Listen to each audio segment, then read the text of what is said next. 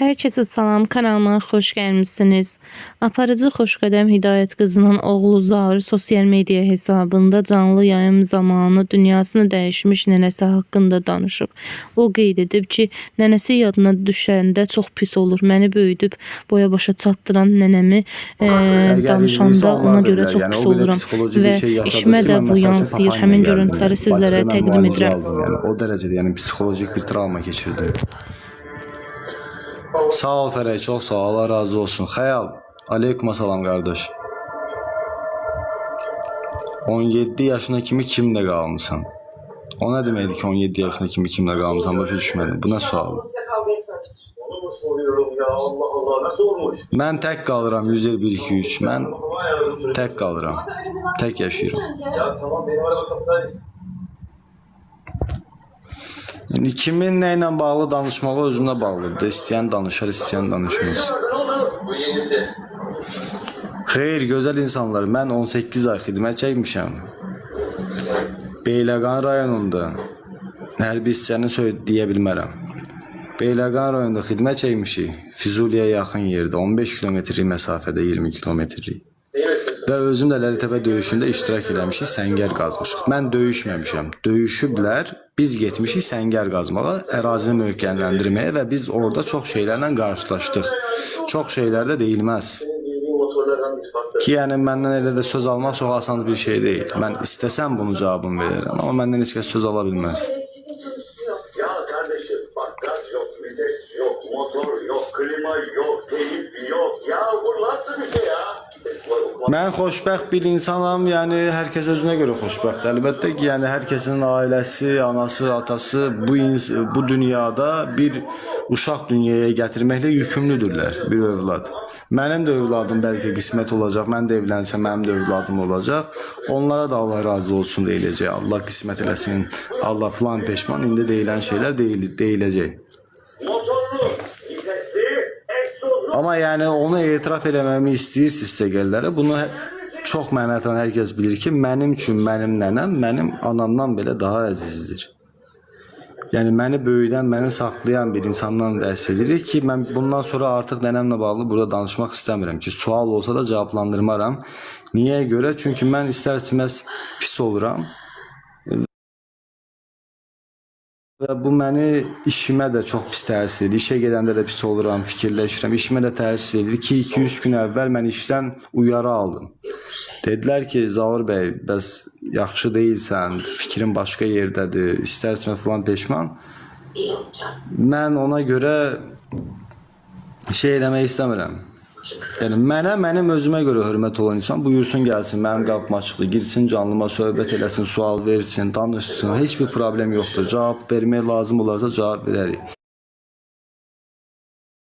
Yəni mənim alnım açıq, üzüm ağdır. Mənim alnım qara deyil ki, mən qalıb şey deyim.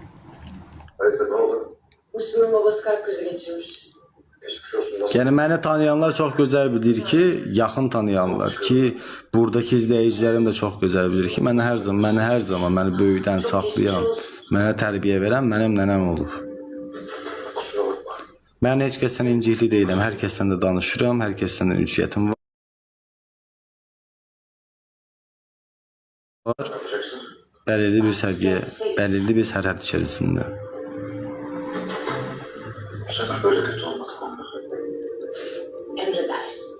Günəş, yəqin ki, sən harada işləyirsən deyə sormuşsan, mən Maglir işləyirəm. Ev algı satqısı. Nerede bu yapmışız? Yəni heç kəs mənə burada irad bildirə Bu bilməz. sefer kesin bizi öldürecekler ha. Çabuk gel. İhtiyar adam. Laçınlı balası, bəli, tək yaşayıram. Kimle konuşuyorsun sabah sabah? Ortadır adam. Patron çağırmış. Yəni bəyənin, canlını Olacak. biraz aktiv tutar. Yəni burada yəni izləyirsinizsə qara qaşımıza, qara göşümüzə izləsəniz belə heç olmasa ən azından yəni dəstək atın, dəstək verin. Yukarıda böyle hazır tutuşacak mıyız? İra, bəli, Türkiyədə, İstanbulda yaşayıram. 1 və 34, 31 yaşım var. Sabi bütün suallara açığam mən. İstəyən hər kəs istədiyi sualı verə bilər, amma mən onu cavablandıraram, cavablandırmaram, bu mənə bağlıdır. Bəli, Laçınlı, ali təhsil almışam. Polşada oxumuşam, indi yenədən təzədən başqa universitetdə oxuyuram. İhtiyar kafa. Atsı çox sağ ol, hədiyyə göndərdiyin üçün Allah razı olsun, dəstəyin üçün çox sağ ol, minnətdaram. Yəni hədiyyə göndərən hər kəsdən, bəyənən hər kəsdən Allah razı olsun. Yəni mənim buna ehtiyacım var yəni. Lan sus. Kocaman. Biz canımızın derdindeyiz. Beyefendi aşklaşmıştı. Ya. Münasibətin çox gözəldir. Mətiş çox sağ ol, yaxşıyam. Sən necəsən? Nə var, nə yox? Mətiş sənsən xala qızı yoxsa? Ver şu tarafları ver. Sanki sen bilgesin.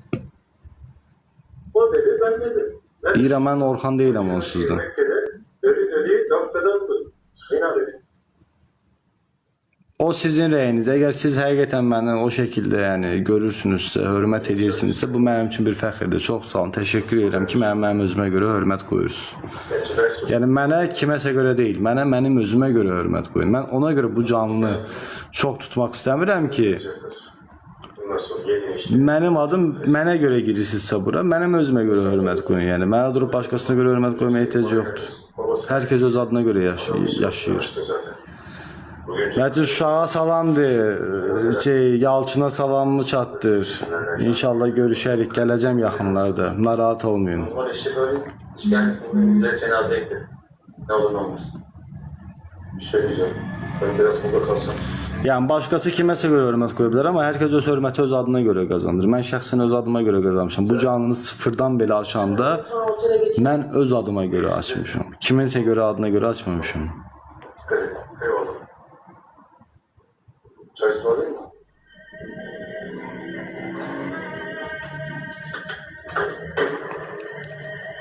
Ayda verdiyin, yəni dediyin şey çox biraz yersizdir. Mətiş çox böyümüsən ha, çox fikir ver. Özə sənin yazdığın sözlərdən bilirəm ki, ay Mətiş, çox dəyişilmisən sən. Şu deyəsən 50 yaşına varmısan.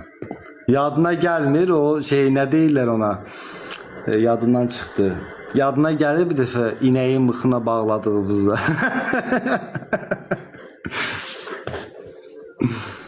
Katya inşallah bəlkə Esenyurt. Sən Esenyurtun arasında qalırsan. Mən özüm Esenyurtda yaşayıram. Sən adın Esenyurt, amma sən harda qaldığını mən bilmirəm. İhtiyar size bir şans daha verecek.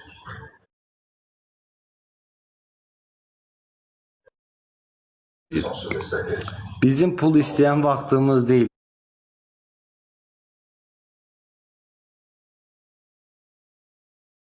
Kimdənsə. Bax onu düz deyirsən.